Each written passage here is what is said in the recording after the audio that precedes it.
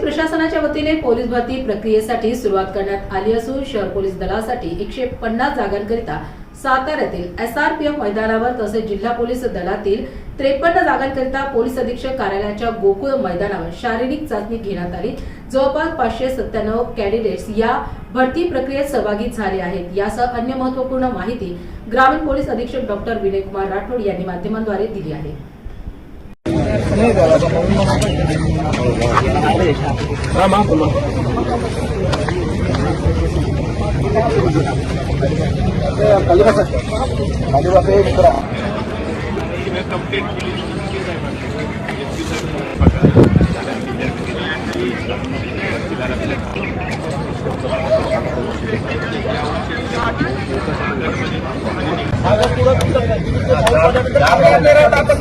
सगळ्यात महत्वाचं ह्या ब्लॅक स्लिपवरून जायला पाहिजे। अप्रोच रेडी आहे क्या?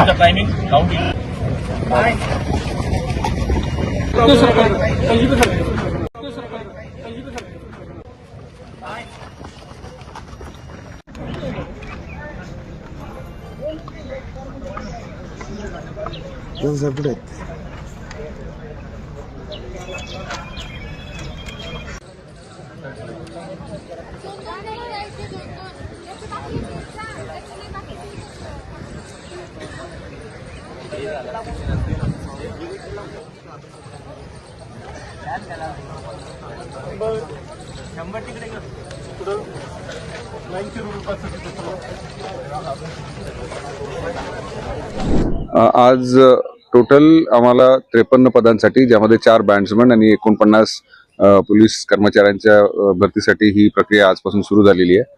आज जे कॅन्डिडेट्स आहेत ते जवळपास 597 कॅन्डिडेट्स आहेत। उद्या आणि परवा जे हजार कॅन्डिडेट्स येणार आहेत। त्याच्यानंतर 16 तारखेला सोमवारी 590 कॅन्डिडेट्सच्या आसपास आहेत आणि सगळ्यात शेवटी 1150च्या आसपास कॅन्डिडेट्स आहेत। आतापर्यंत आलेले जे अर्ज आहेत जवळपास 4500 अर्ज आलेले आहेत। भरती प्रक्रिया सुरू झालेली आहे।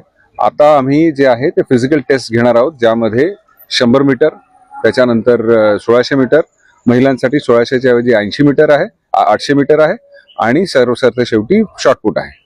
या भरती प्रक्रियेमध्ये आधुनिक तंत्रज्ञानाचा वापर करून RFIDच्या माध्यमाने जे टायमिंग चिप्स आहेत ते देण्यात आले, जेणेकरून कोणत्याही प्रकारचं मॅनिप्युलेशन होणार नाही आणि टायमिंग जे आहेत ते अतिशय ॲक्युरेट पद्धतीने मोजल्या जाऊ शकतात।